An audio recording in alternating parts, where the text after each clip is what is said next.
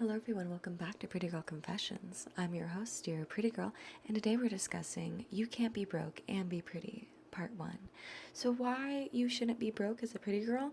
Thank you for asking. Well, because it makes you vulnerable. Being broke makes you very vulnerable because now you're going to be doing things that you don't want to do just because you have to do them.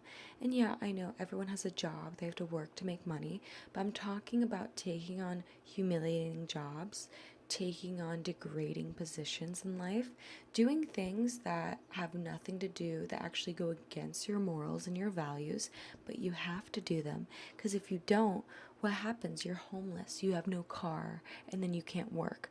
Or the thing about being this vulnerable is that it lowers your standards because now anything that will give you money, you will just jump at. And so you no longer are this beautiful girl that has all these high standards and is so hard to touch because she takes such good care of herself. No, you're the tramp. You become a tramp because you will literally do anything for the right amount of money. And if you can be bought, you have no value. You lose all your value. You lose all of your worth because now you are something that can be bought. And that's when you lose all respect for yourself. So, number two, you can't maintain your lifestyle. And this is one of the biggest things. It actually ruins your pretty privilege because think about it. Depending on where you are on the scale of like how much you put into your beauty, yes, there are natural beauties out there. I've met a lot of them. I am one of them. But if you're someone that has a very high maintenance beauty routine and you are broke, that means you are going to go from a 10 to like a 5 very quickly. I'm talking about the girls that have the installs, the weaves, the wigs. You could be white, you could be black, you could be Hispanic, I don't care what you are. But multiple women will use artificial or human hair in their scalp. It's going to be a lot more expensive if you use the real stuff. But, anyways, with having such high prices on these things, being broke means that you no longer have the nice Barbie bleach blonde hair. You no longer have the perfectly concealed roots. You no longer have the long waist length hair because you can't keep it. You can't keep the clear skin because you can't go to the dermatologist anymore. You can't get the good makeup anymore. You can't get the good skincare anymore. What are you going to do? You can't afford your gym membership. So that's one of the things that should scare you out of being broke, that should scare you out of overspending and buying all this useless, disgusting clothing like from Shein. I always see girls doing these hauls from Shein. Okay, first of all of those clothes look like trash. You look bad in them. I don't care how good your body looks, you look bad in them. You look cheap in them. If that's your thing, go for it, baby. But like, come on. But if you can't keep up the lifestyle, the nails, the hair, the makeup, everything, then you are going to lose your pretty privilege because you're no longer going to look as pretty as you could look, as the way you were looking when you were paying for everything. So that's why you shouldn't be broke as a pretty girl. Number three, people stop taking you seriously because, yeah, it's a common, like, conception that, of course, I would say like there. It's a common misconception that all pretty girls are dumb. And if you're bad with money, if you got 30K of credit card debt, if you got thousands of dollars of afterpay and Klarna to pay off, yeah, people are going to think that you're actually dumb. And I've had a lot of people think I'm dumb before because of how I look. I've showed up to model photo shoots before and had photographers talk to me like I was literally an alien that didn't understand English. And it's because of how I look. I look like I wouldn't be able to read a book, I guess. But when you're bad at money and you're really pretty, people just discredit everything that comes out of your mouth. It doesn't matter what it is. Oh, we're going to have a really bad storm coming in. They don't believe you. They do not believe a word coming out of your mouth because you're the girl that has $50,000 of credit card debt because you really wanted to rent out nice cars and have a Louis Vuitton purse and do all this like wild and out stuff. Okay, no one respects you anymore because how could someone that respects himself get themselves that far in a hole of debt? You don't do that if you respect yourself. So people will stop taking you seriously and you're going to lose your reputation. They're going to think of you as irresponsible and dumb. Number 4, you lose access to better environments and leveled up spaces. What I mean by this is we all know like there's the aesthetic of like, ooh, old money, playing tennis, going horseback riding, going to the derby races, hanging out at the country clubs. All of those high end spaces you have an entry fee for.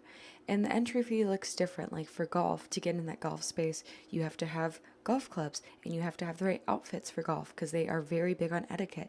And you have to pay to be at a country club or pay to be at a golf course. And you have to know these people. And so it takes money to be in those spaces. But those spaces are so valuable because if you're a business owner, you are able to make business transactions at these places. You're able to establish clientele in these spaces and level up your circle and be around more rich people. But if you can't even afford to put yourself in those spaces, put yourself in the right clothes to be in those spaces, you can kiss that goodbye. You can kiss that whole fairy tale dream of meeting your rich husband at the country club goodbye, because girl, you can't even buy a tennis dress to go to the country club. You can't even buy nice white tennis shoes so you look the part. Like, it's all about looks when you go into these high-end places, even if you're going to a networking event. And there's a lot of free networking events. You can go on like Eventbrite, find them. And some of them are good, some of them are trashy. So, word to the wise. But if you go to these events, if you show up looking dusty and crusty, who are you, what good are you doing? Who are you networking with? What are you going to be gaining from this? You're going to be gaining a lot of humiliation points and downgraded points. But for those spaces, even if it's a free event, you have to look the part. You have to be put together. You have to have your business cards. You have to have your website done. You have to have everything that you need to go in there and look nice, even if it's just having a nice outfit that's appropriate.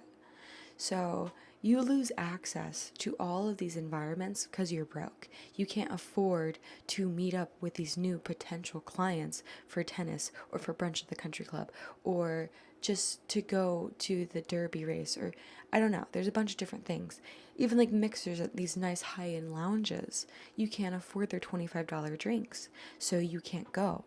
And you can't rely or bank on the thought that, oh, maybe someone's going to buy me a drink because I'm pretty. Sometimes people test people and check them out and see if they actually have any money, if they have any value, or if they're just a pretty face looking to leech off someone, like a parasite. Also, watch that movie. It's a good movie. Number 5, your environment starts to reflect your habits. And by this, you start, if you're downgrading because you're broke, you start seeing it in your environment. If you have to move from your nice inner city apartment where you're in a good neighborhood, there's no ghetto around you, and then you have to move to the hood, you're going to be surrounded by hood people, okay? You're going to be surrounded by downgraded people, people doing like crack, people that literally are very bad people. You have to understand that everything you do projects into every other aspect of your life. So being broke doesn't just affect your finances, it affects how pretty you can be, what circles you can be in, what your house looks like, what environments you're going to be around, what people you're going to be around. It affects everything. So do you want to be leveling up and be a pretty girl that is constantly getting better and better, starting her own business, maybe thriving in her career, thriving in her love life? Or do you want to be an ugly Betty that is $500,000 in debt and can't rub 2 pennies together to save her life? It's up to you. But the thing is, like, standards don't stop at how you look. You're a pretty girl. You got to act like one. And pretty girls, I have never heard the stereotype of broke pretty girls. Usually, you always see these pictures on Pinterest of these beautiful pretty girls that are also rich. They have their own money. You don't have to be lavish enough to have a house on the beach or have a Porsche, but you should at least be able to afford where you live, all your bills, and maintaining yourself. That's the bare minimum.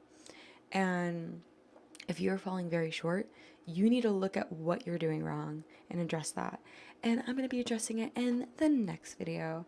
So thank you so much, everyone. I know this was kind of a short one, but please like, comment, and subscribe. Let me know what you want to hear about in the next video. And I love you all so, so much. XOXO, stay pretty, stay hot, and do not stay broke. See you later. Mwah.